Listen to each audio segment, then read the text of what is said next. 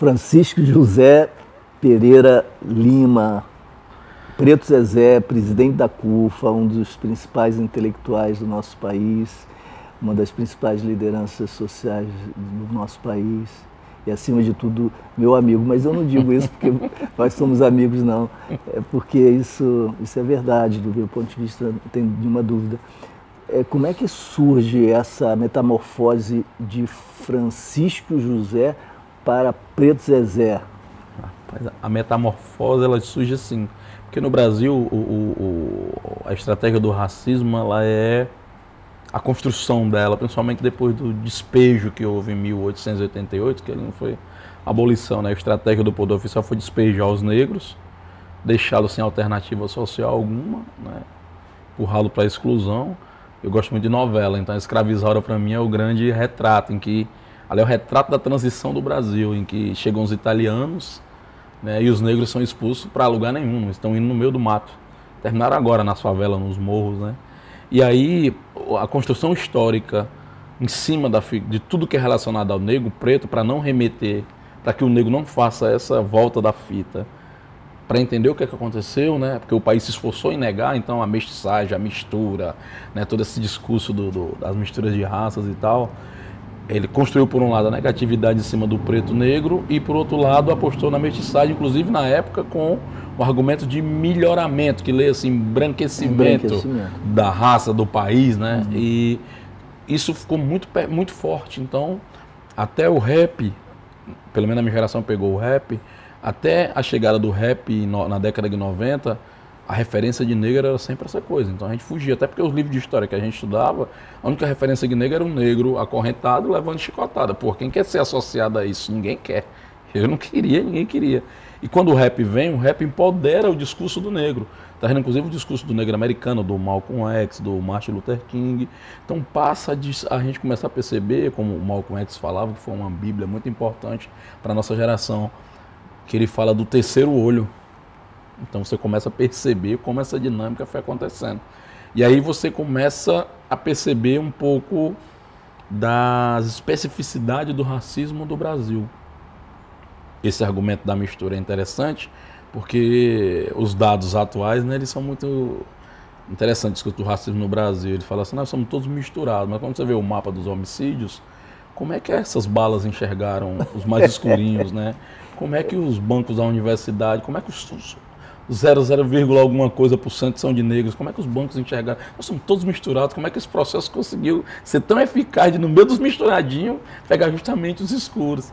E aí veio a estratégia da construção no Ceará, que é um estado que sustenta essa invisibilidade. Até pouco tempo a gente tinha um governador do estado dizendo que não existiam negros no Ceará. Eu fiquei até feliz que eu vi agora no arquivo público um documento oficial sobre os negros no Ceará. Para mim foi uma super felicidade, porque até então o discurso é que nem existiam, né? Então, quem disse isso, Zezé? Hã? Quem disse que não... Acho que foi na época do governo Tasso Gereissati. Então existia uma discussão, a gente debatia muito sobre o racismo, que o discurso oficial é que não existiam negros. Quer dizer, você não estava presente. Você não. Então ele fala, bom, mas como assim não existe? E realmente tem uma base dessa não existência. Eu acho que não era nem por, digamos, maldade, mas era a reprodução desse processo de construção dessa invisibilidade a partir da boca de um gestor. Porque como é que sustenta a invisibilidade? Primeiro, se ela te estigmatiza, se ela tira a tua autoestima, se ela faz você ter vergonha de si, para que eu vou para um ambiente público como um shopping center, como uma praça, como os Arcos da Lapa, se eu já sei o que vai acontecer comigo? Então eu não vou. E realmente, aí fisicamente eu passo a não aparecer. Então eu passo a não existir. E aí eu passo a não existir, mas também eu passo a não existir para a política pública do emprego, da educação, da universidade. E eu passo a me tornar invisível e ser percebido somente por uma parte do Estado, que é a polícia. Então o invisível, em resumo, seria aquele que somente a polícia vê. Quando eu me liguei disso, eu falei, porra, então quer dizer que nós temos primeiro que transformar e aí não dá para igual os americanos, preto contra os brancos, devido à estratégia da mestiçagem que foi utilizada no Brasil.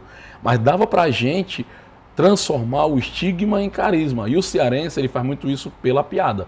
Então o cearense, ele constrói piada em cima de tragédia. Tem até um debate no início que se isso perpetua ou não, se isso está debochando ou não sofrimento, mas a gente tem utilizado, o próprio Patativa da Saré, ele até coloca que a gente é o povo que tem o riso na boca e zomba do sofrer. que é você transformar o sofrimento e o estigma numa outra perspectiva, ou seja, do carisma. Então, isso inclusive na CUFA se fortaleceu muito. E aí eu vi o Preto Zezé. Aí eu disse, vai ser Preto Zezé. Ó. Então, é difícil, até hoje as pessoas ligam, mas eu queria falar com o senhor Pedro. Eu disse, não é aqui, né? Você é da CUFA? Eu disse, sou. Aí o senhor Pedro Zezé, não, eu sou preto. Hã? Eu disse, é preto, gato preto. Não, mas não estou querendo dizer isso. Então, assim, o cara fala até no sentido de querer ajudar, mas não tá, né? Então o cara chega e diz assim, não, mas você não é preto, não. Você é meio 6 horas, né? Assim, ninguém chega para tu e diz assim, tu é branco, gelo. Ninguém chega para ti, né? Branco não discute, é branco, mas preto tem que ser qualquer outra cor. E aí eu comecei a perceber que ao afirmar isso, seria um constrangimento até meio que pedagógico, porque aí você começa a refletir, tratar, daqui a pouco o cara fala, aí preto, aí o preto já não mais se refere à cor, mas se refere a estigma, não se refere a racismo, né? Não, mas se refere a essa discriminação por cores. Começa a ser um nome próprio. Então, assim, eu tirei várias vezes, eu cheguei no aeroporto de Brasília, cheguei no aeroporto de Nova York, e tinha lá uma mulher loura grande da embaixada americana, e tinha assim, Mr. Preto Zezé. Que maravilha. Aí eu delirei, aí eu tirei uma foto e coloquei, porra, o estigma virou nome próprio, cara. Então aí o Preto Zezé veio nesse sentido, dessa construção pedagógica, uma superação do estigma do racismo. E a construção da sua cabeça, da sua sensibilidade, o processo, que é sempre também existencial, não é só de um aprendizado específico. Como é que foi a sua vida até chegar a essa posição que você ocupa? Cara, assim, num resumo, assim, Luiz Eduardo, a minha vida na rua, o meu protagonismo de rua, que eu costumo dizer, ele começou no estacionamento, lavando o carro na rua. Então, eu lavava carro na rua, lá em Fortaleza, um lugar chamado Bowling Center, que é uma área, a quadra de onde eu nasci e me criei. Você era o que, adolescente nessa época? Tinha entre 12 e 13 anos. Estava na escola também? Estava na escola também, né? Consegui, isso me ajudou muito, né, por causa da vida dupla. E aí, na noite, você aprende muita coisa, né? Então a gente vai interessar na época da gangue, da droga, dos conflitos dos bairros. A gente tava no meio desse problema. E era a época dos bailes funks também. Então toda aquela nossa luta de conseguir um dinheiro para poder chegar com a roupa bonita, com o tênis Headley, que era da época, para poder impressionar as meninas, né? Para chegar e os caras do nosso bairro, da quadra, por ser ali, o pessoal dizia que a gente era meio playboy, porque a gente é no meio da aldeota, do lado do Rio, então a quadra tinha que chegar bonita no baile. Então era todo mundo com as marcas da hora do shopping. E desse estacionamento, eu fiquei mais ou menos 4 a 5 anos, aí depois consegui um outro emprego de lavar carro no estacionamento da Assembleia Legislativa lá do Ceará. Aí foi onde eu conheci parlamentares, a política, fui assessor parlamentar também. Aí comecei a trabalhar nos serviços gerais, comunicação, diretoria, patrimônio. Então fui trabalhando por vários setores da Assembleia. E daí, nesse negócio de estacionamento, veio a história Aí tem o rap, que entra na década de 90, também bem no início, que pra mim foi um choque muito grande, porque o primeiro rap que eu escutei era um rap chamado Homens da Lei, que era do Taíde, lá de São Paulo, Taíde J1, uma dupla, em que para mim foi um choque muito grande na minha casa. Eu estava na tarde de domingo em casa, um amigo meu, Kaká, hoje ele é garçom lá, gente boa, tá no Facebook agora direto. Ele me apresentou alguns discos de vinis na minha casa. E aí me apresentou primeiro um de rock, que eu não gostei na época, depois me apresentou um outro de rock com rap, que era um grupo chamado Anthrax, com o Public Enemy, que é um grupo bem politizado dos Estados Unidos, eu achei mais ou menos. E depois ele botou uma coletânea chamada Cultura de Rua. E aí, na primeira música que toca é essa, que ele fala da polícia, o cara. Quando eu virei a capa, assim, então tá aí de negão, também parecido comigo. Olhei, pô, não é possível, né, cara? Assim, porque a violência policial, ela meio que faz parte do nosso roteiro, é meio que naturalizada, ela tá na conta do cotidiano do jovem, né, de periferia. E eu ficava, caramba, não acredito nisso, que tem um cara parecido comigo, cantando um rap, descendo o pau na polícia, na violência policial, ainda gravou um disco. Então, rapaz, macho, onde é que tem esses caras? Aí os caras falaram, não, lá no Polo da Relicórdia do Ceará e tal, que tem lá um pessoal com uma dança de break e tal. E hoje tem? Aí, então bora lá. No mesmo dia eu fui lá, usando a cidade, primeira vez que eu fui no Conjunto do Ceará, que é um bairro periferia de Fortaleza. E fui lá, cheguei lá, tinha uma roda de break, os caras com a camisa, né, do Malcolm X e tal. O movimento era MH2O, né, movimento hip hop organizado. E esse movimento foi oriundo de uma galera de break, que dançava break na rua, gangue de break, com o pessoal de tendência política partidária.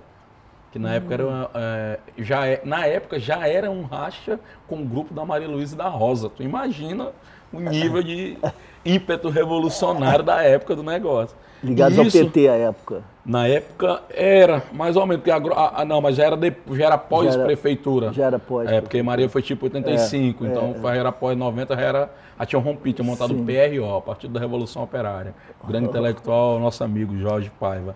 E aí já era um racha no movimento estudantil com esse pessoal. Isso foi importante porque naquela época a efervescência da discussão política era um negócio absurdo. Então a gente estava discutindo coisas do capitalismo, do materialismo histórico, da ideologia alemã, do Marx, do Lenin, o que fazer, e aquela coisa toda, né? E, bicho, então a gente achava que a revolução, a gente respirava e vivia a revolução. Então era muito empolgante naquela época, né? Assim, tinha um glamour, digamos assim, né? Do idealismo revolucionário.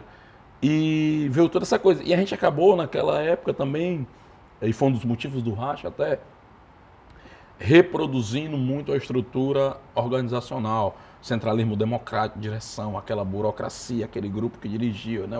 O grupo dirigente, o núcleo duro, como chama, né? E tal. Fiz parte, inclusive, desse núcleo, expulsamos muita gente que saía do centralismo democrático, a gente passava fogo. E aí, com o passar do tempo, a gente viu que o aparelhamento, a minha leitura na época, inclusive, isso eu fiquei em 90 a 98, 97. 97 a gente rompe. Eu e mais um grupo de amigos que, por coincidência, foram que vieram da rua, das gangues de rua, né? E montamos um grupo de rap. E rompemos por quê? Porque na época a gente já sentia, não sabia nem o que era, mas já era o efeito do aparelhamento de uma manifestação urbana, de uma cultura de rua, pelo pensamento político, que foi muito importante, foi definitivo para a gente, porque ampliou os nossos horizontes de análise da realidade, análise de conjuntura, né, o tempo todo. É engraçado. Só que aí a gente viu que aquela linguagem era um momento novo para aquele tipo de jovem, que ele não estava mais adaptado. Naquela época, nós estávamos vendo que a estrutura de formação, né, hierarquizada do centralismo democrático, da cúpula, para aquele tipo de jovem que vinha da rua, que tinha roupa, que tinha música, que tinha um estilo, não dava certo. Então nós rompemos sem nem saber, montamos outra coisa chamada Movimento Cultura de Rua, que aí era para tentar resgatar os bailes, a cultura, as rodas de break na praça, para aglomerar novamente, começar a falar das coisas nossas, fazer música de novo, as roupas, os grafites, e abrimos um programa de rádio. Inclusive com a sua amiga, Glória Diógenes, vai fazer 15 anos o programa agora no ar. Olha, que beleza. Aí um projeto com a Glória na época estava estudando o fenômeno das gangues de rua lá em Fortaleza. E a gente ficou muito próximo, justamente nessa virada.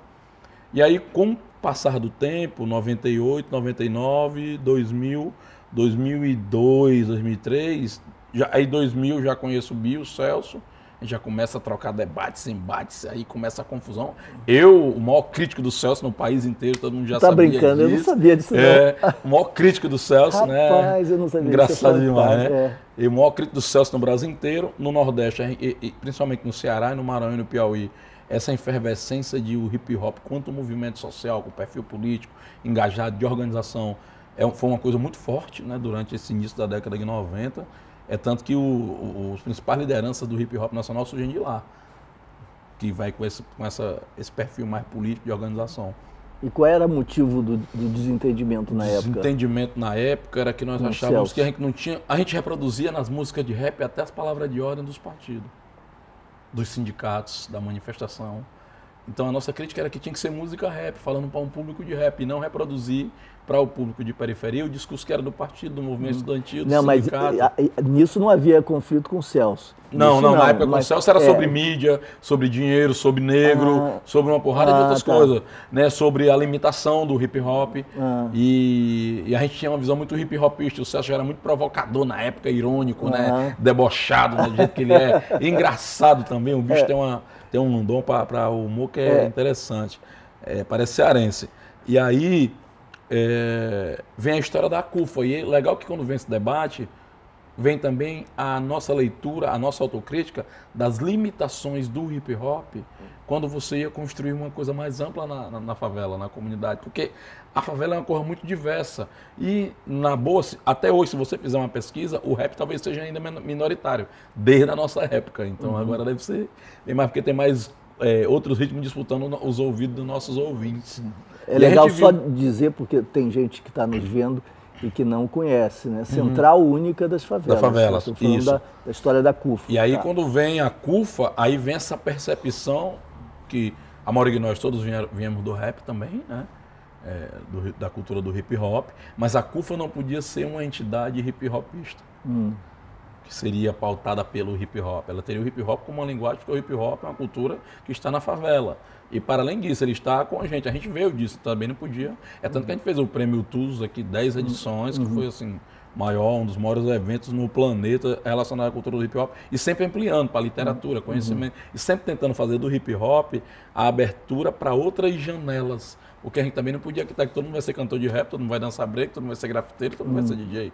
Pelo contrário, mas o hip hop tinha a função de abrir outras janelas.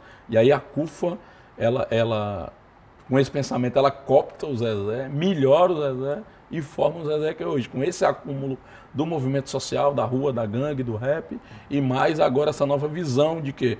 De estar organizando por local e formando novas lideranças para essa mudança. A gente só acredita na mudança, e aí na CUFA é interessante porque assim, as mudanças que a gente acredita, elas vão ter que ser feitas pelas pessoas que passam pelos problemas existentes.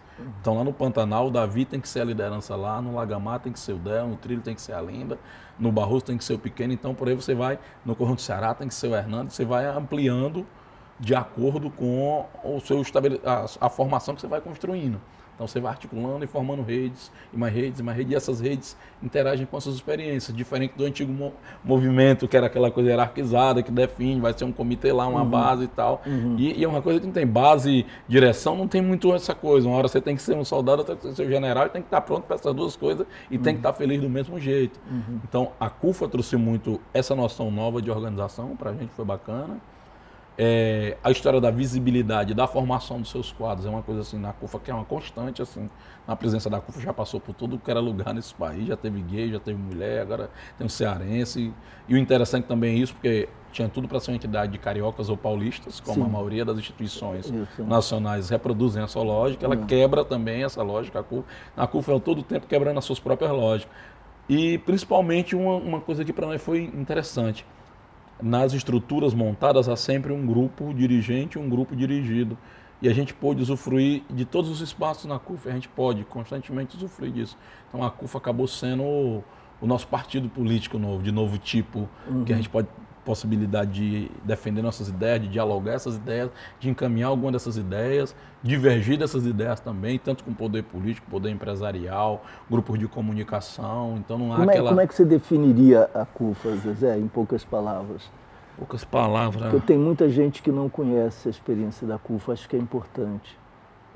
Poucas ou muitas, mas enfim. A CUFA, na verdade, eu acho que ela é um misto de uma escola de formação permanente de lideranças e um corredor de oportunidades. Então você está sempre passando coisas ali, está acontecendo coisas. E um instrumento vivo, a gente não tem muito, a gente não pode, eu nunca vi ainda, eu acho que isso que é também da CUFA, assim, as ideologias elas engessam muito os movimentos, ficam muito parados. E a dinâmica das coisas é muito rápida. Então na favela é uma coisa, morre um cara, alguém viu, o outro casou, o outro levou um chifre, o outro brigou, aí saiu do bairro, o outro mudou, o time mudou de diretor, então a dinâmica é muito rápida. Então a dinâmica do nosso movimento tem que responder também a essa rapidez. Então acho que uma escola, um corredor de realizações, e eu acho que principalmente uma coisa que eu percebo sempre na CUFA, inclusive ontem no aniversário do Celso, eu estava percebendo isso, que é a capacidade das pessoas se sentirem felizes em se ver realizando coisas. Então, intervisibilidade, não é aquela coisa piega do favor, aquela coisa, né, do coitadinho, não, de ser bonito, de se achar bonito, de estar bem, né, você vê lá o menino do passinho, vê o menino do leque lá dos federados. Então, assim, você vê as pessoas se sentindo bem estar ali, em se respeitar, estar ali, em se reconhecer e reconhecer que ali são pessoas iguais a você e que romperam o bloqueio, que furaram, estão em dialogar com as faltas, estão em negociar com as faltas, mas o referencial continua o mesmo. Mesmo que amanhã a gente venha morar aqui na Ipanema, Copacabana, mas o referencial continua sendo a Cidade de Deus, a quadra. Então, eu acho que esse é um movimento interessante e importante. Eu acho que a CUFA consegue manter isso, porque os movimentos que a gente tem visto, a tendência é que com o passar do tempo, e tem trabalhos inclusive bons, né? Não é grande dizer que só tem trabalho bom dentro da favela, mas assim, a tendência é que o asfalto faça por nós e a gente seja coadjuvante da nossa própria história. A CUFA rompeu com esse processo. E principalmente essa base de jovens negros de favela. Porque se você olhar, o Brasil tem dificuldade de discutir isso. É tão forte o racismo à brasileira, que eu chamo, que nas próprias instituições progressistas você ainda continua vendo homens brancos universitários que são dirigentes disso. Os negros têm dificuldade, apesar de todo discurso, parece um discurso dos governos. Que os negros, que as mulheres... Mas, o racismo sempre em segundo plano. Mas no poder... Né? No poder de decisão não tem. E a CUFA é o tempo todo pautando isso. E na agenda pública, mesmo dos movimentos progressistas ou dos partidos, o racismo fica sendo E a gente não fica assim uma coisa, os negros. A gente vai logo fazendo negro. Se você olhar quem está trabalhando são negros, as referências são negras, sem precisar ficar pouca retórica. Não tem, é ação prática. A gente já sabe o que tem que ser feito. O discurso já está construído há muito tempo, a pauta também. O que tem que ser feito? Temos que executar a pauta. Tem que fazer, botar o preto no centro, não é isso? Então é isso que nós vamos fazer. E para isso, eu sei porque a gente conversa muito também, você está muito atento para a institucionalidade. Muito. Né? Porque os movimentos de base, e eu tenho muitos amigos da minha idade, estou fazendo 60 anos, então já é terceira, né? Mas com expectativas de que haja uma quarta algum dia, etc. Né? Tem 7 vidas e etapas assim, mas muita gente da minha idade, que estudou ciências sociais ou que militou a vida toda, mas numa perspectiva de esquerda mais tradicional, mesmo os heterodoxos, que estão muito distantes da palpitação do dia a dia, dessa energia febril dos movimentos. E faz muita diferença se você mergulha no calor da hora, se você sente ali o suor, a voz, o sentimento, a emoção, se você vê a dificuldade e ao mesmo tempo a potencialidade, do outro ponto de vista em que você faz as análises. Não é? É muito difícil não confundir isso que eu estou dizendo com um empirismo vulgar, com um populismo simplório, porque as pessoas também classificam rapidamente essa visão como sendo aquela que idealiza o testemunho, como se a gente pudesse simplesmente vivenciar e conhecer, abolindo as mediações intelectuais. Não é nada disso. É preciso que haja, evidentemente, muita reflexão, e para isso a gente tem todo um patrimônio que está à disposição. Tanta gente já pensou muitas coisas interessantes. Mas a visão que se tem é essa, de que o sujeito luta pelo dia a dia, por melhores condições de vida de uma maneira menor. Tudo bem, é relevante, tem que viver melhor, mas a grande luta não está ali, a grande luta passa por outros espaços, etc. E o que a gente está vendo é que essas construções não só estão melhorando a qualidade de vida lá onde possível, reduzindo danos, etc., como estão sendo experiências de redefinição, reinvenção dos sujeitos. Verdade. Não é? E aí você tem um empoderamento que, sendo as pessoas, é psicologismo, dane-se, porque sem amor próprio, amor pelo outro, sem o entusiasmo, sem emoções que se renovam, etc., você não vai a lugar nenhum. E a racionalidade não vai a lugar nenhum sem essa energia, né? Então isso que vocês estão construindo é um momento novo para as transformações sociais também. E aí como é que cruza com a institucionalidade, né? Porque tem eleição, tem candidatura, tem o representante com todas as suas limitações, tem o Estado Democrático de Direito, e vocês levam muito a sério tudo isso, e conversam, e negociam, têm visão crítica, mas reconhecem os poderes estabelecidos, porque tem um jogo a ser jogado no bom sentido da palavra, um pacto que está em vigor, né? Acho que assim, primeiro tem que ter uma percepção, no início a gente era muito até, às vezes acontece de ingenuidade, assim.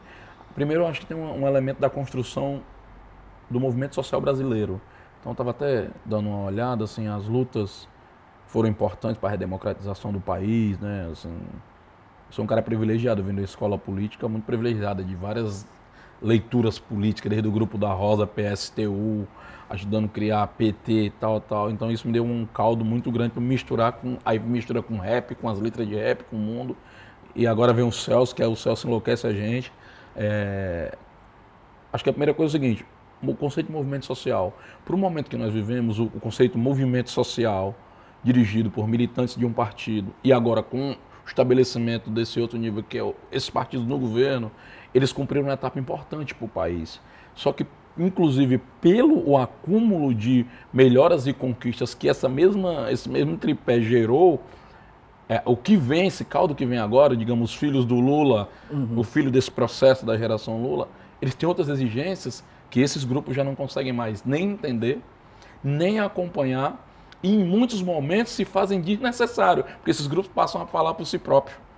Isso não é só do ponto de vista do movimento social. E aí o grande retrato disso é que você tem, do ponto de vista do movimento, as manifestações de junho, elas são a segunda maior manifestação de massa depois das diretas, sem os partidos de esquerda, sem o MST e sem a CUT. Isso é sintomático, porque a pergunta não é o que esses grupos querem, o que eles estão pensando, para onde que eles vão, quais são as ideologias. Isso é recente, a gente tem que deixar bombar e incentivar. O problema é onde estavam esses outros grupos que, teórica e historicamente, eram os grupos que carregavam essas bandeiras que estão nas ruas. Onde eles estavam? Então, há uma reflexão a ser feita por esse campo, para poder, inclusive, dialogar, porque não adianta chegar lá também, pegar uma bandeira, como a gente fazia, botava aqui para sair na foto, um monte de gente para dizer que nós estávamos com trocentos militantes, isso não cola mais. Isso é desmentido. Se você botar uma foto dessa no Facebook, o cara vai lá e põe outra foto, dizendo que você está de sacanagem, identificando, inclusive, quem está na foto. Não dá também mais para ir lá para dizer que nós, os revolucionários, fala lá em nome desta massa, mas não, sem nome me representam. Falamos por nós. Não, meu nome não mais. Então, também não dá essa.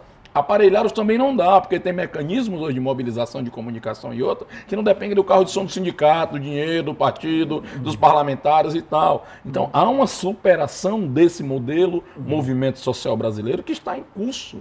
E eu não sei se parte da esquerda tradicional, mas ortodoxa, e eu acho que vai morrer com as suas condutas velhas, vai ser atropelado por esse processo. Já está sendo. Né? Então, a gente está vendo isso. Um outro elemento é do ponto de vista do debate, do conceito da relação, que aí tem muito a ver com os intelectuais e essas pessoas. Até então a universidade ela tinha tido um papel, ainda tem, que eu acho que muito tem a ver com a formação brasileira, de que a universidade acaba também reproduzindo um pouco da extensão do colonialismo do Brasil, em que passa a ter um grupo que detém o conhecimento e todo o resto não vale.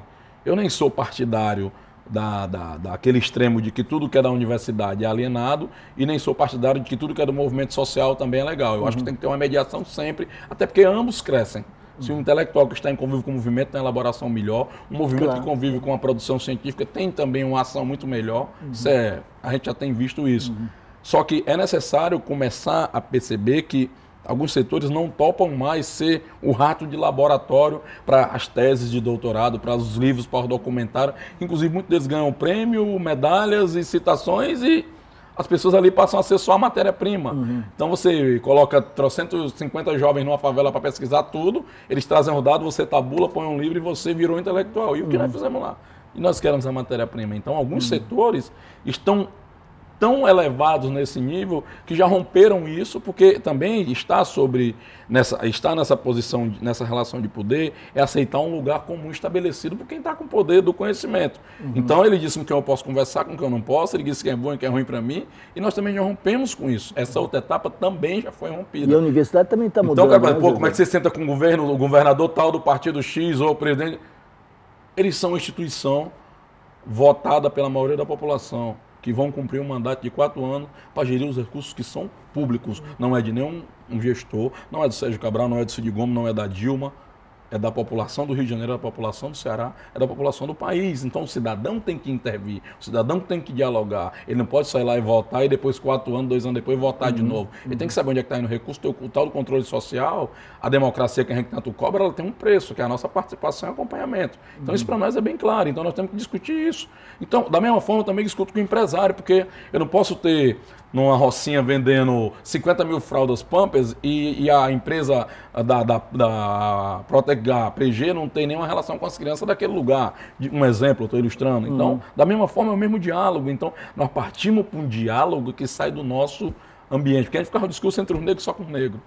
As mulheres só as mulheres. Então, na favela só na favela, não. A pauta nossa, nós estamos pautando a nossa demanda em todos os ambientes políticos, em todos os partidos políticos. Eu tenho experiência numa luta que a gente fez no Campo do América, que juntou gente do PSOL ao PMDB. E o foco nosso era bem claro. Nós queremos o campo, derrubar o leilão, que é os setores imobiliários da construtora. Derrubamos o leilão. Eles não iam comprar, não iam privatizar aquele lugar para botar mais uma torre de apartamento. Aqueles pobres não seriam jogados para mais longe, seriam excluídos. Nós queremos o campo e juntamos força, mobilizamos a imprensa para isso, que foi importante. A mesma imprensa que a gente questiona. Então tem que ter bem claro quais são as pautas que nós estamos defendendo. Porque é outra crise também da estrutura partido, governo, movimento. É que muitas vezes a base que está esperando que o movimento a represente pressionando o governo, ela fica presa, porque o partido controla esse. E se o partido é do governo, aí fica pior ainda. Então, essa exigência também dessa base, que está esperando alguma resposta nossa, ela não está querendo saber se eu sou revolucionário ou não, quer saber a praça vai chegar aqui ou não, Zezé. Zezé, o esgoto vai continuar a céu aberto aqui? A gente vai continuar aqui sem nada, todo mundo morando dentro da lama, é isso? Então, a população, ela tem linha definida, ela tem uma pauta, independente do governo do momento. Então, isso é bem claro para nós e tranquilíssimo. E a universidade também está mudando, eu tenho visto isso, né? As políticas afirmativas, políticas de cota, transformações muito, muito impressionantes, muito importantes. Então, o intelectual ou a intelectual também já não é a mesma ou o mesmo, não é. O percurso é outro. E o interessante, sabe o que é? Eu acho que não só a universidade, eu acho que o Brasil, ele está sendo, aí pegando mais um setor específico, o acesso dos pobres à economia vai gerar vai fazer o Brasil se rediscutir. Porque foi o acesso à economia que gerou a discussão dos jovens terem acesso ou não ao shopping center. Foi o acesso à economia que gerou os pobres ter ou não acesso à universidade. Então, o que a gente dizia que era o Brasil, aquele Brasil do início, que foi despejado e foi todo mundo calminho pro meio do mato, acabou isso. Então, o preto está descobrindo que é preto, porque o preto no Brasil, ele não nasce sabendo que é preto, como nos Estados Unidos. Aqui ele se descobre e, às vezes, morre sem saber que é, ou fugindo de ser. Porque também o histórico não é bom para você ficar assumindo. Todas as suas histórias, o seu passado é de dor e tragédia, então você não quer. Mas o acesso à economia vai gerar a abertura desses conflitos. Tanto que alguns setores mais tradicionais, sempre que tiveram acesso às coisas, às benesses do Estado, acesso ao espaço público, estão super incomodados. Porque tem pobre no avião, porque tem agora a empregada que só trabalha até 5 horas com carteira assinada, porque tem 1 milhão de jovens de favela nas universidades do Brasil. Então há uma mudança em curso no Brasil que vai fazer, o Brasil vai ter que se rediscutir. Não vai dar mais para estar o cara achando, esse cara aí todo mal vestido na universidade, nem vai lá no Facebook bombardeia.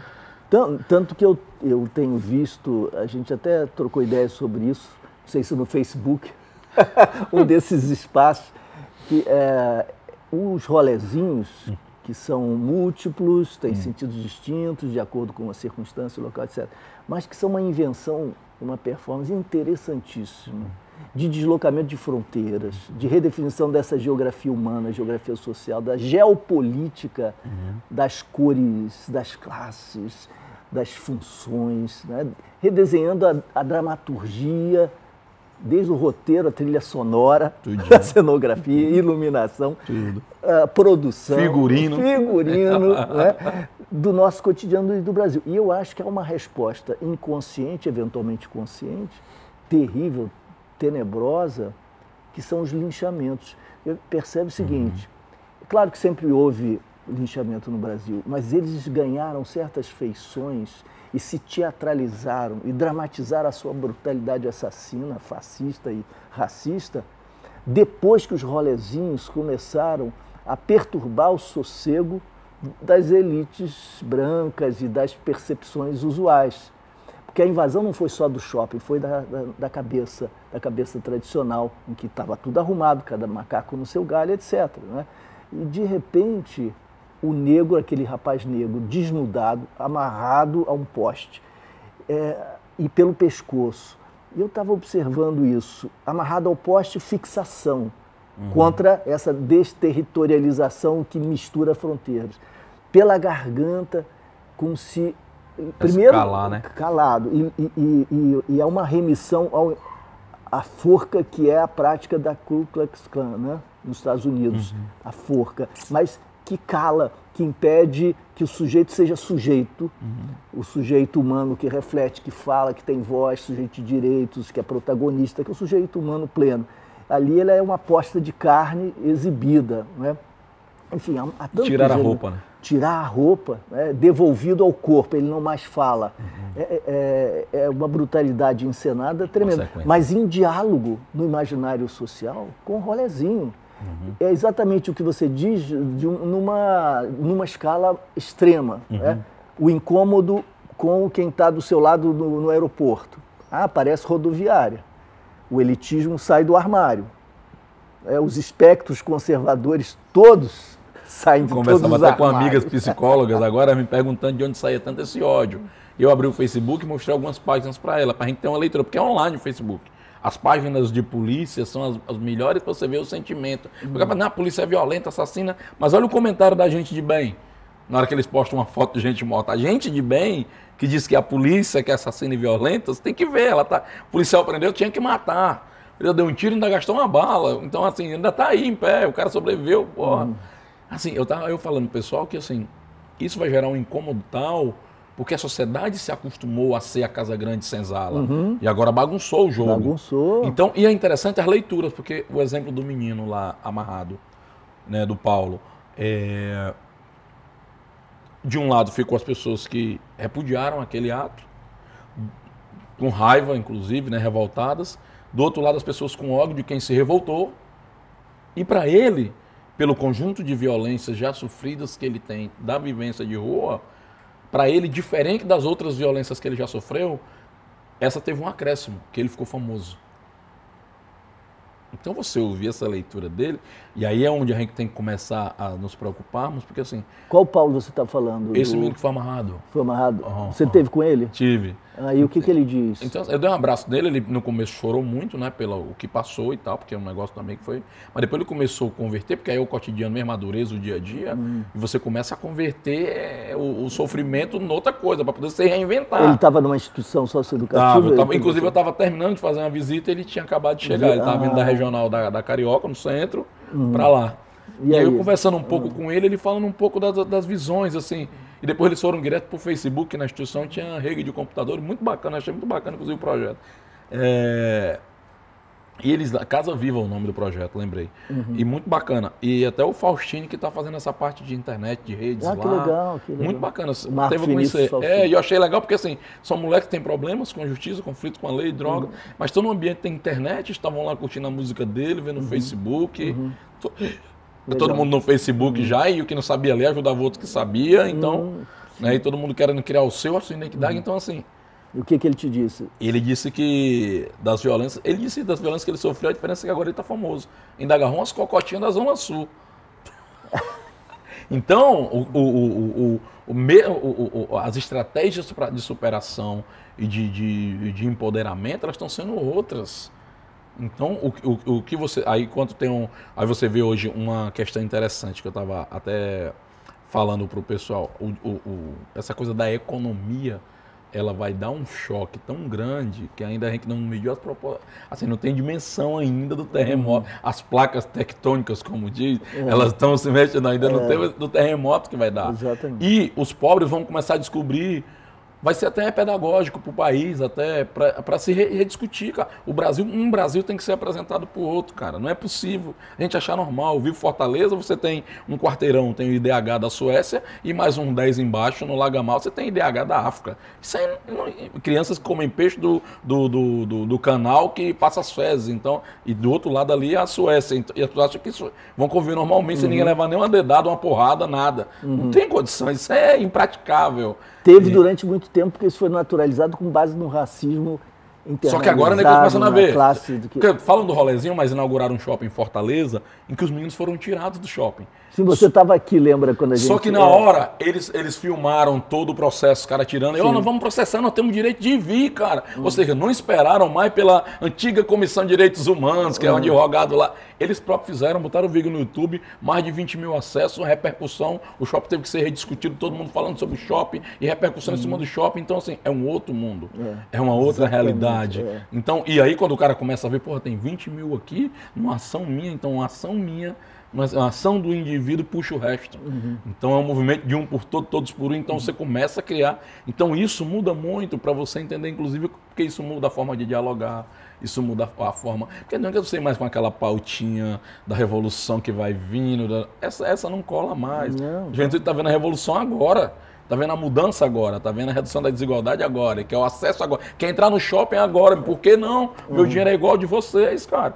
E aí você vê, saiu um texto agora das marcas, que o pessoal achava que não era legal os pobres usarem aquela marca. Mas como eles vão dizer isso? Então, o sentimento Casagrande Senzala da sociedade brasileira, ele está em rediscussão o tempo todo. O que me preocupa é que do outro lado a manutenção desse sentimento também está forte. É. E tem uma situação que você me contou que eu achei maravilhosa, porque é assim a demonstração de tanta coisa que está acontecendo do sujeito que diz assim, poxa, mas eles vieram falar aqui contra o capitalismo. Pô, justamente, como é que é a história? Aí foi num evento, na época eu estava levando o que lá, meu Deus? Eu estava levando uma missão da Fiesp, Jovens Empresários. Teve duas coisas interessantes nesse movimento de contas do capitalismo. Foi que quando chegou o pessoal perguntando o que o jovem da comunidade queria, e os moleques muito institucionalizados, porque assim, quando é para pobre tem que ser qualquer coisa. Então, essa hora os pobres têm que estar fazendo um curso de qualificação profissional, tem que estar fazendo alguma coisa para poder trabalhar, arrumar um emprego. Ele não pode agora estar ouvindo Mozart, ele não pode estar lendo, conhecendo os clássicos literários, ele não pode estar no museu, refletindo, não pode ir no museu. Não pode. Agora, isso é um crime. Isso custa muito caro, isso é muito custo, não é investimento, isso é custo. E aí o legal é que quando você começa a perceber isso, eu cheguei para os meninos assim, vocês fazem o quê, cara? Era uma gangue de break, no bairro do Barroso, perto do Castelão. A minha vem dança break, eu falei, e vocês dançam break como? Lá na rua que a gente tava não tinha nem rua, não tinha nome, não tinha nada. O capitalismo tinha chegado lá ainda barbado, feudalismo. E aí falaram, não, a gente junta R$8, vai para a Lan House, baixa os vídeos dos dançarinos de break dos Estados Unidos, da Alemanha e da China e assiste, grava num CD, assiste num laptop emprestado do amigo e a partir dos passos dessa galera a gente monta o nosso. Aí eu olhei porque quando os meninos empresários perguntaram, né, curso disso e tal, aí eu entrei nesse debate da desinstitucionalização do conceito que a Casa Grande é definir também o lugar do negro. O teu lugar aí, ó. Teu curso é de vender coxinha, sei, vender guaraná, fazer bolo. Não que não sejam dignos esses trabalhos, mas eles botam uma cerca invisível para dizer, é só até aí, não vem mais. Aí eu disse, pô, então vocês estão falando de curso, vocês aqui no Barroso estão dialogando com um cara da Alemanha, dos Estados Unidos, por uma ferramenta tecnológica chamada YouTube, que se vocês perguntarem os pais de vocês, talvez nem a professora saiba que diabo é isso, porque a escola também não acompanha, que é uma velocidade enorme. Claro. E vocês estão construindo coreografia de dança num intercâmbio internacional. E você quer um curso de bombeiro hidráulico? Aí o pessoal me olhou meio assim assustado. Aí terminou isso, a gente foi para uma escola, porque tem o lançamento do projeto nosso de basquete à tarde. Chega lá e tá um debate e tal, e o cara, não, mas o capitalismo, não sei o que. Aí um dos moleques levantou, peraí, cara. Pô, mas o capitalismo, agora chegou um dinheirinho, agora que chegou o capitalismo aqui para nós, quer destruir, deixa mais um tempinho aí, agora não. O capitalismo, agora não. Quando eu tô chegando. Pô, eu tô chegando na festa, agora eles querem acabar, agora não, deixa rolar mais um pouco.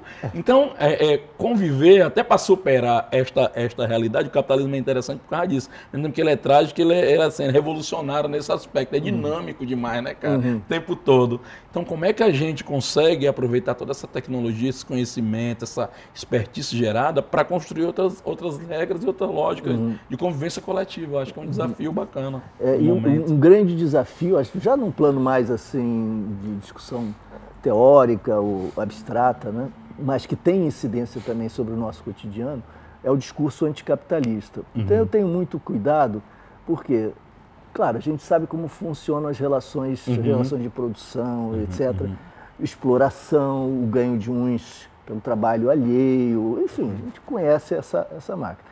Acontece que para que a gente crie uma alternativa, a gente tem de conhecer minimamente esse horizonte alternativo.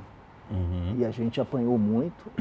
A história do século XX foi de derrotas e de lições difíceis. Todas as tentativas bem intencionadas criaram monstrengos que acabaram produzindo resultados, em geral, muito piores. Né? Porque você tem exploração humana, mais censura, né? Toda forma de controle de repressão política, coisas horrorosas em que a liberdade foi sacrificada sem que a justiça fosse, de fato, alcançada. Quando se fala de polícia, então, polícia no socialismo, qual é a polícia do socialismo que se conhece? É igual à nossa, piorada.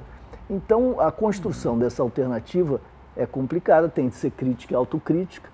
E se você olhar para os horizontes do mundo, as experiências, pelo menos das sociedades industriais, etc., você tem no interior do capitalismo mudanças imensas, uma variação enorme, um repertório muito grande.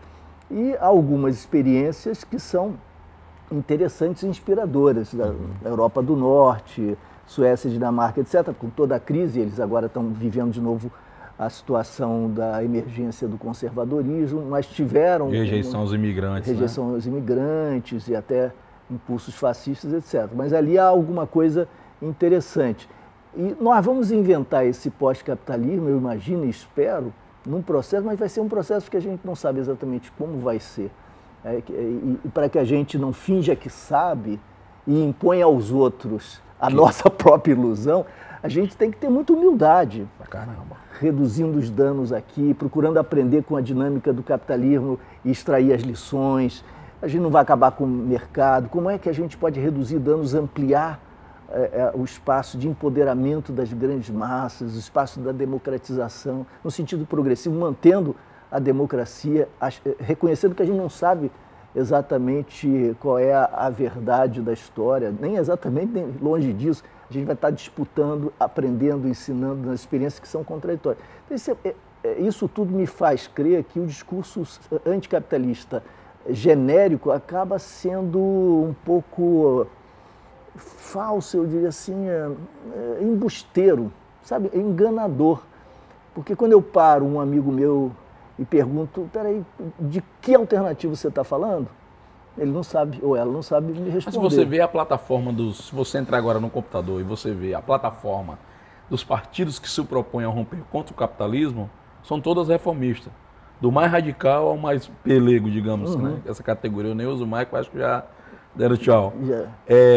Mas a pauta deles é toda reformista.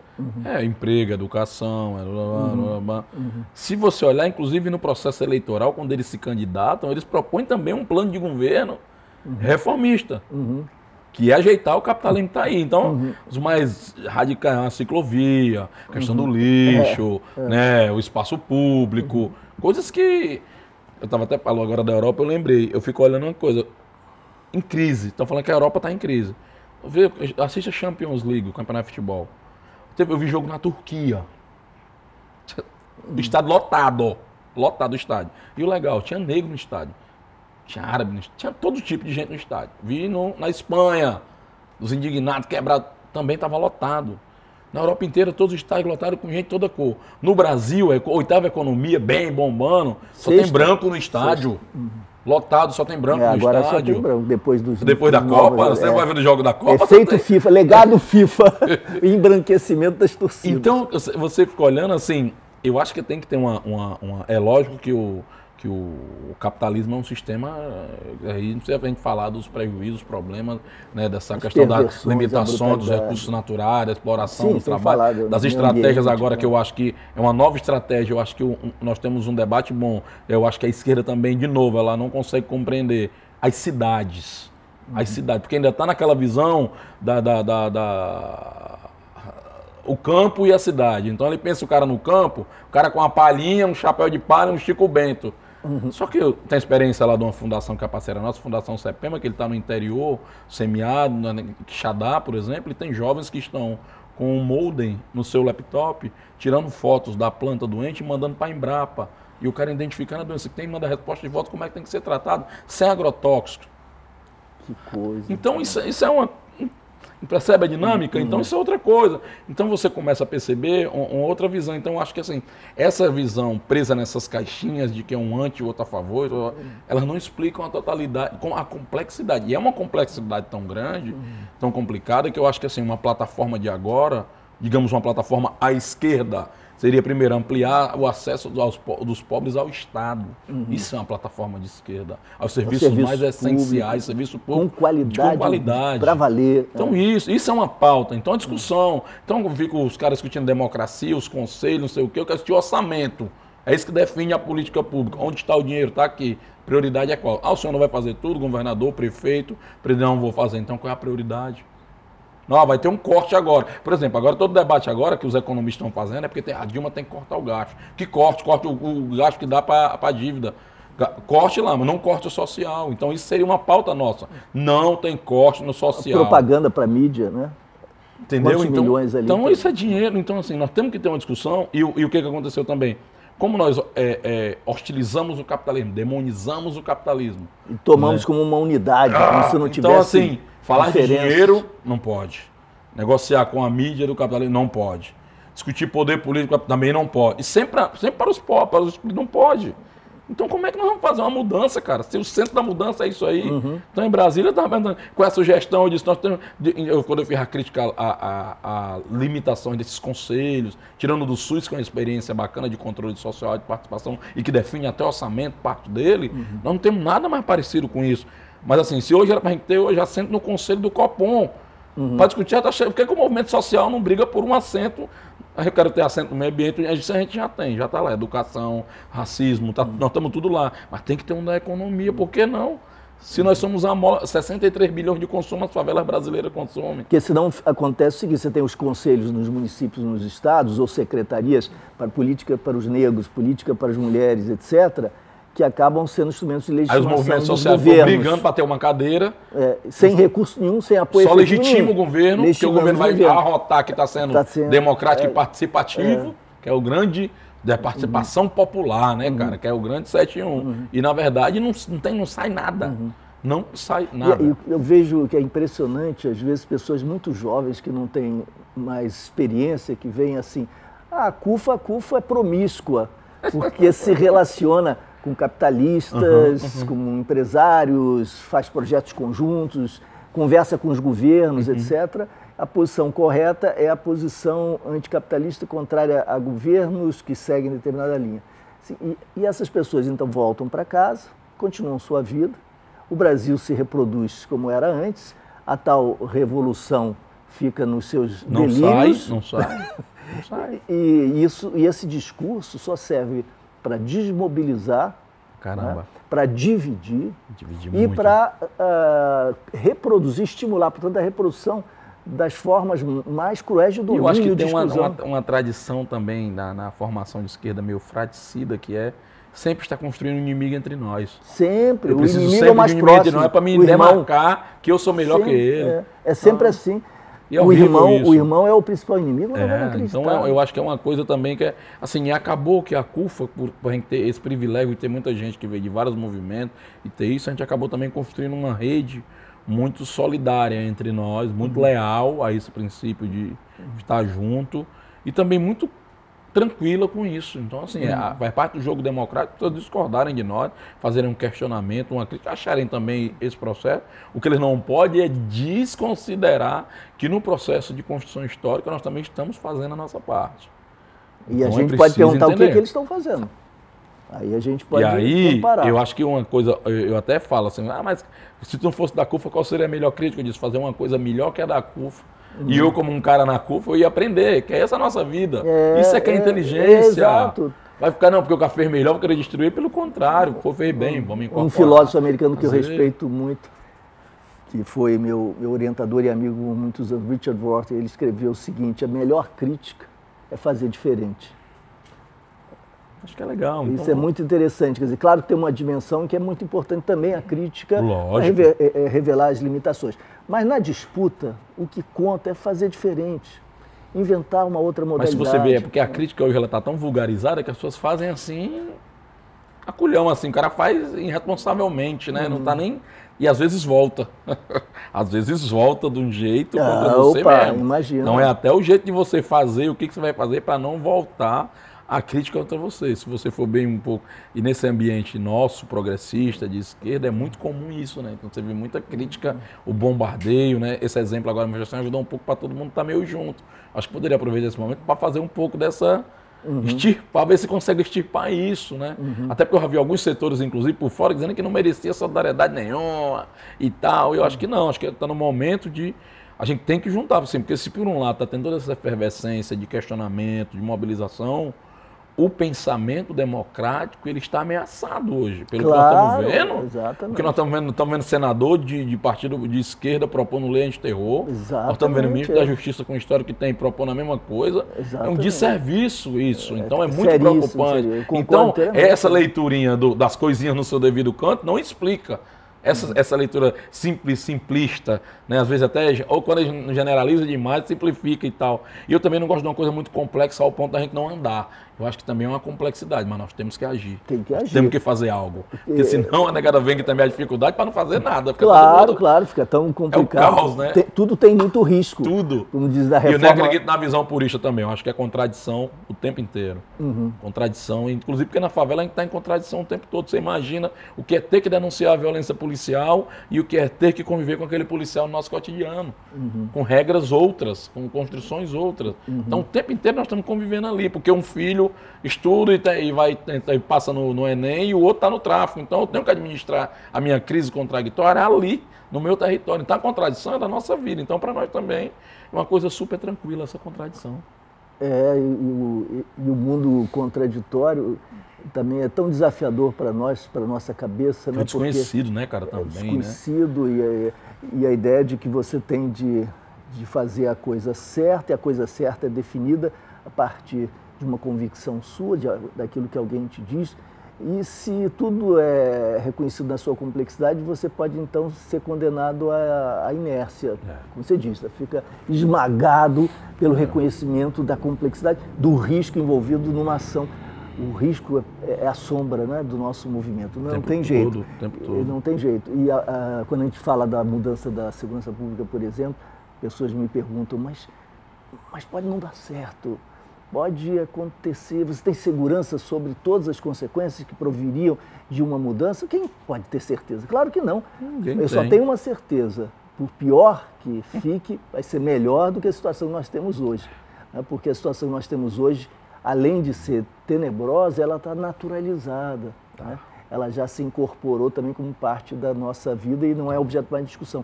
E os Racionais? Qual é a sua ligação como produtor dos Racionais? Isso é interessante, que eles têm um papel tão especial na cultura brasileira, na política cultural. Tem, inclusive na minha vida. Uma das músicas que ajudou a descobrir que foram duas músicas, O Homem da Lei, eu tomei esse susto, e a segunda foi Negro Limitado. Negro Limitado foi um negócio inacreditável, porque mexeu muito com essa história do negro, com essa história do sentimento, voltou à fita, né, cara? O Racionais, ele tem uma responsabilidade, é responsável por uma geração de jovens que tem um corte no Brasil. A juventude negra existia de um jeito antes do Racionais e passa a existir de outro depois do Racionais. Então, se os Racionais virassem um grupo de pagode ou de circo ou parasse tudo, eles já tinham dado uma grande colaboração para o Brasil.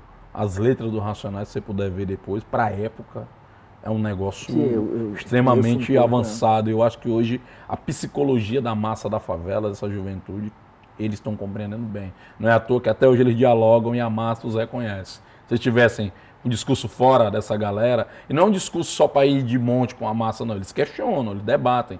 Temas que parecem ser do cotidiano, individuais, que agora, cada dia que eles mudam um pouco o perfil. Num primeiro momento, eles tiveram uma linha mais militante, engajada, com discursos do Malcolm X, do Martin Luther King, do Zumbi, da História Negra. Num momento, eles misturam esse discurso já com uma discussão mais de favela e tudo. Depois vem de novo a História Negra novamente, e aí vem a rua inteligente, a rua politizada, percebendo o consumo, as marcas, os valores, a inteligência, a menina querendo namorar, o consumo, a marca do carro, o jeito que os playboy olham, eles veem que nós também podemos gerar dinheiro, a gente também vê que tem esse dinheiro, tem que buscar o dinheiro também, tem que ter a visibilidade da gente. Então, assim, é um tempo todo colocando isso. Lógico que não dá para pautar a partir da leitura do que nós temos de grandes intelectuais, não é isso, né? Essa régua não cabe sobre eles. E eu era fã, agora passei a ser amigo pessoal. Quando você não fã, ainda admiro pra caramba, porque gosto muito dele, você não consegue gostar de quem, pelo menos pra mim, eu não consigo gostar de quem eu não admiro. E assim, eu acho que tem uma importância muito grande. E no momento tá fazendo falta a leitura deles, porque eles estão 10 anos sem gravar. E continuam ativos com músicas que já tem quase 20 anos. Isso é que é legal. Mas eu li aquela grande entrevista que saiu agora recentemente no... Qual foi a... Rolling Stones, eu acho. Rolling Stones. E parece que tem um plano aí de... Eles estão fazendo discos solos agora. Eles têm sempre uma estratégia própria. É interessantíssimo as coisas que eles fazem por conta própria. Mas assim, o Racionais hoje, ele está num nível, inclusive, que ele extrapolou o ambiente do rap. Faz um show do Racionais, tem gente do rock, do reggae, de outros ritmos musicais. sempre é um negócio absurdo, porque pessoas vêm, cantam as músicas, debatem, e agora eles estão sempre em evidência. Então, assim, quando tudo parecia que o rap tava aquela coisa calminha, tranquila, normal, eles lançaram uma música com o Marighella, que é o cara mais rodeado, pelo senso comum, os militares, discussão da Comissão da Verdade, eles falam música do Marighella. Então, eles chamam a juventude da favela que nunca conheceu o Marighella a conhecer. A vestir a camisa, desta vez não mais pro Mora, como todo mundo bota o Che Guevara na blusa. Tá, não tô sabendo que é o Marighella. Conhecer a história. Entendeu? E a música dele, inclusive, foi trilha sonora do documentário. Então você começa a gerar pensamento, produzir leitura crítica, despertar gente em torno dos temas, trazer gente. Então é um negócio muito bacana, cara. E assim, a relação com eles é de amizade, assim. Meu grande sonho é juntar, assim, como os americanos muitos fazem, juntar o Racionais cantando junto com o MV Bill, que canta com o Dex, que canta com não sei quem. Então, juntando. Eu gosto muito de juntar pessoas e ideias. Eu fico muito feliz. Eu gosto sempre de apresentar uma pessoa para outra. Isso é maravilhoso. De repente, se o Racionais vier aqui, vamos gravar no Luiz Eduardo. Eu sou velho, Mano Brown vem aqui pra bater um papo. Eu adoraria. Nossa, seria uma honra. Entendeu? Então, grande. Assim, eu acho que a gente tem que juntar agora. Tem muita gente pensando em coisas boas. Tem que se juntar para começar a fazer coisas juntos. E uma última coisa, Zezé, estou abusando do seu tempo aqui, mas que eu acho muito importante. A redução de desigualdades foi impressionante no Brasil. O Brasil, como você disse, eu também uso essa metáfora, está passando pela precipitação de energia que tem como origem uma espécie de deslocamento das placas tectônicas sociais, né? Então, a gente está... Quem está ligado ao cotidiano do país, em todas as áreas, percebe essa vitalidade, com todas as contradições. E aí houve ainda está em curso, todo um debate sobre a nova classe média. Eu acho, não li todas as observações de todos os pontos de vista, posso estar sendo muito injusto, mas eu acho que há um certo mal-entendido, porque alguns dizem que é a nova classe média, outros dizem que não, é o velho trabalhador explorado, que entretanto agora tem uma renda diferenciada. Eu acho que, independentemente de qualquer categorização propriamente econômica, houve redução de desigualdade e houve uma experiência subjetiva do empoderamento e da assunção de um lugar de sujeito de direitos, de protagonista social, de cidadão. Quer dizer, essa conversinha sobre cidadania que a gente ouve há 25 anos da Constituição, parece que é para valer. Ah, é para valer? Então vamos ver. Deixa eu ver se é para valer mesmo. Começa a ser levado a sério isso. Isso só é possível com redução de desigualdade, porque ninguém se rebela quando é indigente, está humilhado, deprimido, se sentindo o fim da picada. Você precisa de um outro tipo de relação com você próprio, ou com você própria, o que depende também de um círculo de relações com afeto, com reconhecimento, com valorização, para que esse núcleo empoderado, assumindo um determinado lugar de voz e de ação, se inscreva no social, nas suas redes, etc., e se veja como atuante e atue sobre a cidade, como um ator da cidade. E é isso que importa, independentemente das gradações econômicas, das categorizações.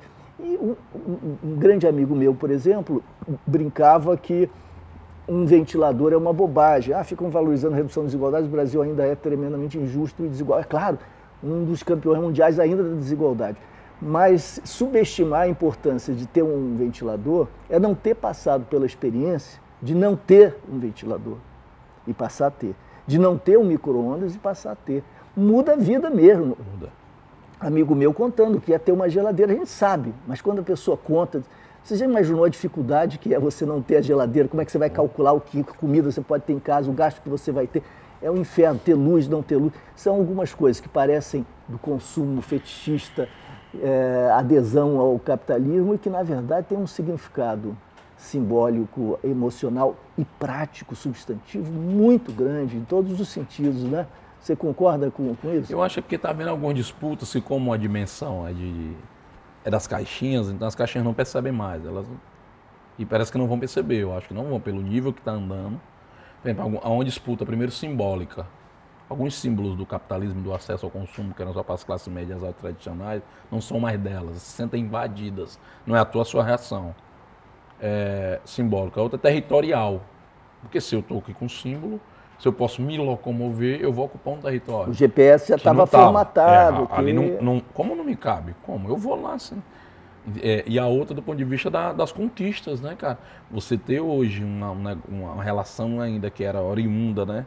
Uma das mais recentes é correr de quarto de empregada, né, cara? Exatamente, a questão da Muito empregada. doido, né, cara? É central. E Meu aí, Deus do céu, e aí aquilo você é tem uma PEC senzala das dentro do apartamento. empregadas, é uma segunda abolição, essa é de Essa verdade. exatamente. Essa é a abolição que era para ter acontecido em 88. É. Quase o mundo se acaba. Você tem que reservar vagas para jovens pobres nas universidades. É incrível. E ainda tentaram introjetar que aí é engraçada a estratégia do racismo brasileira.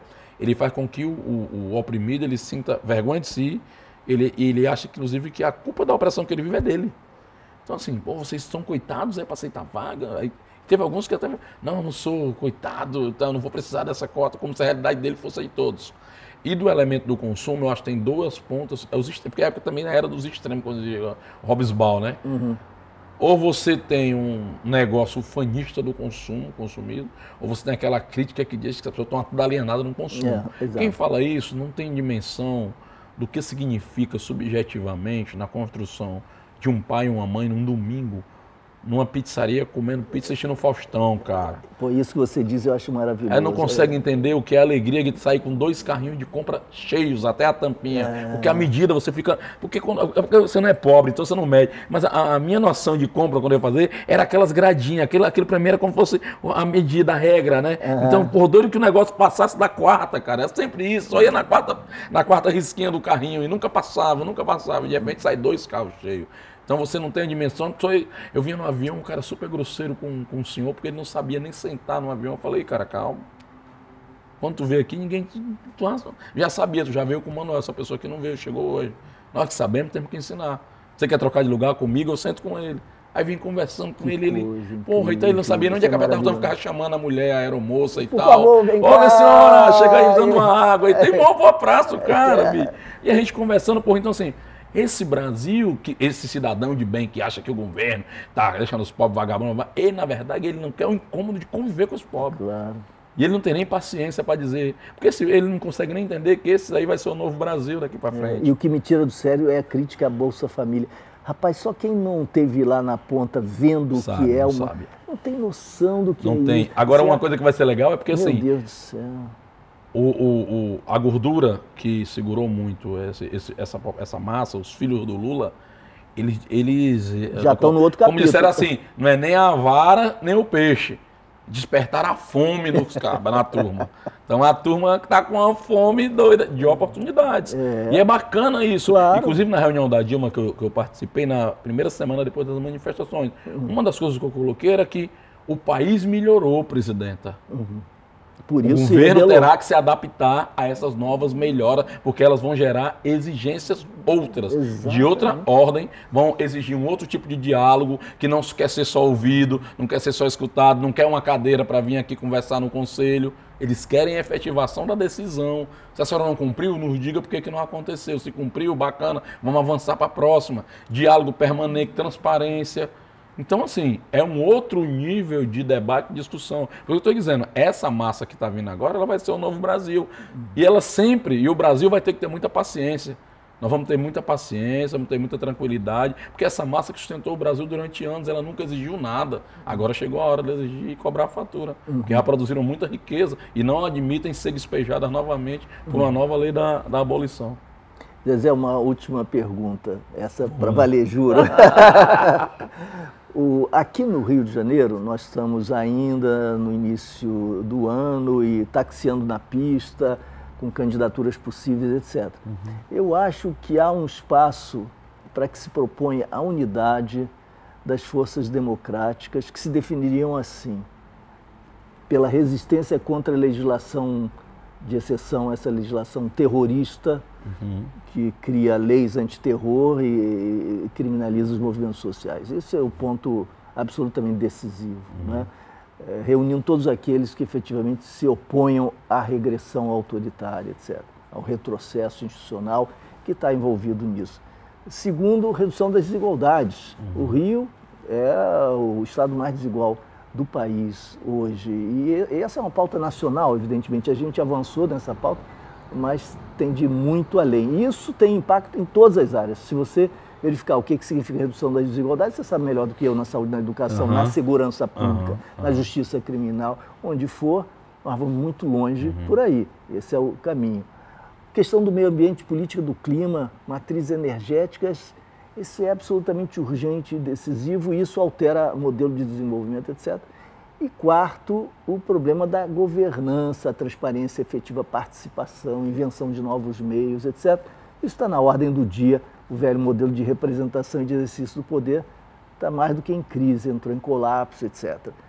Você acha que em torno desses eixos há a possibilidade de que se proponha um grande pacto? E para além do Rio de Janeiro, em outros estados também, isso tem legitimidade, você acha?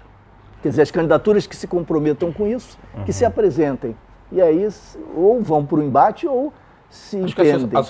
Quanto ao movimento da sociedade para pautar as candidaturas, eu acho, inclusive, possível isso, porque a sociedade quer isso, inclusive, em vários setores dela. O que eu não, pela estrutura de campanha política, pela estrutura do processo eleitoral, é que eu não acredito que há como unificar essas plataformas, Sim. Até porque muitas dessas candidaturas, mesmo no campo democrático, estão comprometidas com alguns setores que comprometem essas mesmas pautas. Então, por exemplo, se você tem hoje uma discussão sobre financiamento das campanhas hoje, quem deixa transparente e quais setores, e que esses financiamentos não serão refletidos em espaço de poder nos futuros governos, seria uma discussão hoje, claro. Qual candidato se compromete com isso. Porque, na verdade, o que acontece é que hoje a política ela também se tornou, está vulgarizada, a criminalização da política, ela favorece a exclusão do povo da política. Ela favorece quem tem poder. Mas, por outro lado, a política também está desmoralizada porque ela não se propõe a se renovar. Nós vemos, teve a discussão da reforma política. No auge da reforma política, as câmaras de vereadores e de deputados aumentam os seus salários. Não acontece nada. Pela intensidade da manifestação, vamos dizer que tem mais era quebra-quebra, iam quebrar tudo agora, mas não acontece nada. A relação das pessoas com a política eleitoral também, como eu estava hoje no táxi, o cara criticando o resultado do STF, mas ele estava, mas eu devia ter um emprego que tem uma boquinha. Então, assim, eu acho que a gente tem que ter algumas plataformas que nós podemos mobilizar a pessoa do ponto de vista de agendas. Eu acho que a gente tinha que rever uma agenda, era de que candidaturas Por exemplo, uma coisa que eu acho problemática, um prefeito começa uma obra, aí ele perdeu a eleição, entra outro prefeito, abandona a obra. Então, primeiro, segurança jurídica, que será os equipamentos públicos, principalmente a educação e saúde, serão concluídos, orçamentos amarrados, garantidos, está aqui, carimbado, está aqui o dinheiro vem daqui, acompanhamento dessas obras, entrega delas, qualidade delas, funcionamento delas. Objetivamente, porque assim, a população ela vai se movendo, quando ela começa a sentir o gostinho de que está junto ali a observar, você vai tendo conquistas, e às vezes essa luta, é aí que eu chamo de novo alerta aos companheiros do campo democrático, progressista, é que a luta ela tem uma velocidade própria. Eu lembro da luta do Campo do América, que muita gente discutia, mas vamos discutir o plano diretor, a cidade, calma, é o campo. Só que do campo eu discuti a cidade, eu discuti o direito ao espaço público, não só para os pobres, para toda a cidade. Discuti que ele não podia ser mais um prego, aí tem a ver com a qualidade de vida, com o espaço de saúde, com o espaço... Aí eu fui discutir o plano diretor, sim, da cidade, porque lá era uma área guisês, zona de interesse social. Nesse processo a gente conversou com a prefeita, com o ministro, com o presidente da República, todo mundo. Então, assim, a relação com o poder institucional, aí a prefeita perdeu a eleição, entrou outro prefeito também já foi lá, levamos um ministro de Estado lá, o ministro de Estado não ia em favela, o governador não... para assinar uma ordem de serviço, um projeto que a comunidade escolheu, porque o governo tinha outros projetos, a comunidade escolheu aquele. Então, assim, o meu próximo livro que eu vou escrever é sobre essa trajetória de aprendizado político. Aí eu acho que a gente deveria puxar na sociedade hoje, era se a gente tivesse sensibilidade, eu acho que falta falando um pouco disso, a gente tem mais que escutar hoje. Escutar. O que vocês estão achando aqui? Como é que é aqui no seu território? Como é que você vê? Porque imagina, Luiz Eduardo, hoje... Territorializar sempre. Tem que ser, porque a demanda da Zona Oeste do Rio é uma, da outra é outra. Então, assim, os governos eles pensam tudo numa planilha de Excel. Então, ele não percebe a dinâmica da cidade de Deus, com seus potenciais. Claro. Ele pega uma UPP e sai distribuindo igual para tudo que é lugar. Claro. Talvez em algum lugar a saída não fosse uma UPP, pô. Talvez fosse, inclusive, uma permanente saia. Agora vamos estabelecer outra questão.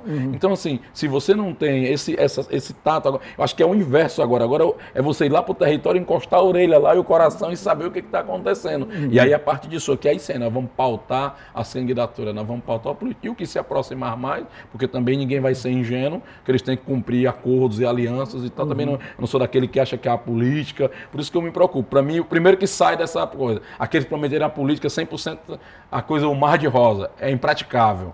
Então, tem que ser sincero, inclusive, a pessoa, isso aqui são os limites. Que dá isso, aqui não dá, que eu me comprometo, aqui não dá. Porque, por exemplo, você teve um debate da passagem de ônibus, mas começaram a aumentar a passagem de ônibus agora, não teve nenhuma manifestação. Então, eu acho que a gente tem que ter pautas de massa, primeira delas. Centradas, eu acho que saúde e educação, acho que são pautas mobilizantes e importantes, porque a situação da saúde é preocupante, uma população que está... Sem dúvida.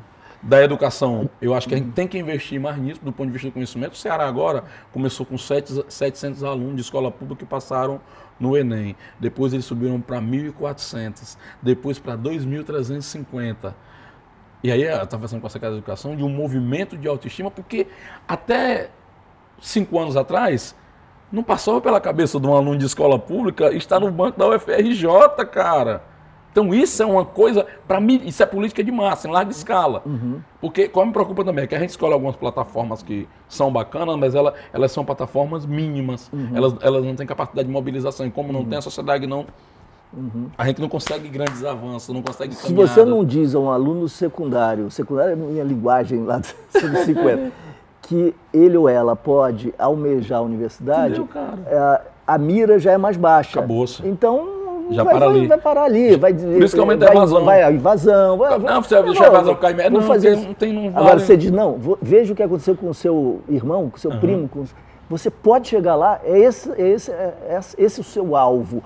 Você muda a sua relação, inclusive, com a sua trajetória. Então, acho que é uma plataforma pós-conquista. Nós avançamos, conquistamos. A plataforma é o que agora? E a desmilitarização, a mudança... Não, a desmilitarização, eu acho que essa coisa da segurança pública, para mim, ela é grave. E aí você tem a de atendimento, saúde, educação e assistência, que eu acho que é um eixo bom. Agora, do ponto de vista de imediato, a gente tem que comprometer os candidatos federais para fazer. Eu falei para o meu governador já isso. Onde eu vou, falo para os gestores, coloquem no colo da União uma mudança urgente, uma reforma das polícias. Não adianta mais distribuir dinheiro sem mudar a concepção. E eu venho do estado que foi onde se tentou mais se avançar. Você tinha um secretário de segurança que era comprometido com direitos humanos verdade, Dr. Roberto Monteiro. Figura. Você tinha uma iniciativa que pegou policiais jovens nível superior, que inclusive meu pai odiava, meu pai era um grande termômetro contra essa coisa de segurança, porque ele dizia, como essa polícia vai dar bom dia para vagabundo, sentar na calçada, conversar com as pessoas. Essa polícia foi trazida pela gravidade da polícia tradicional e o projeto sucumbiu também. Então, assim, não tem como o Estado sozinho hoje dar resposta. Ou federaliza e faz a reforma das polícias, ou nós vamos estar só financiando máquinas de matar. Inclusive, policiais também que estão morrendo. Sim, são não está sendo bom para ninguém essa situação. Acho que esse eixo da segurança pública seria uma pauta e que, inclusive, mobiliza da mulher de Ipanema à da Cidade de Deus. Então, você tem um link aí que dialoga com a sociedade, sai desse debate rasteiro. Eu tenho visto aí com a campanha da PEC 51 que a gente consegue dialogar. A gente vai dialogando. Quem tem que aumentar é fora. Porque o que está faltando na sociedade também, Eduardo, são propostas que as pessoas vejam capacidade de execução nelas. Até propostas bacanas, assim. Eu quero ciclovia no Rio de Janeiro todo. É massa, é bacana. Mas como é que vai ser? O que você está exatamente... E o nível de impacto para isso? Assim, vai ser o quê? 50 mil pessoas? Eu tenho 2 milhões que precisam pegar ônibus, cara. Tenho 7 milhões de pessoas que passam 1 hora dentro do ônibus para chegar em qualquer lugar, cara. Então, a pauta, se a gente não ampliar, o Brasil virou. É dessa massa que nunca teve nada. Não é de quem sempre teve acesso. Virou o jogo. Então, vira tudo também com ela. Porque ela que vai definir. Quem conseguir perceber isso, vai longe. A conversa que para, o movimento segue. Obrigado, Zezé. Obrigado. Maravilha.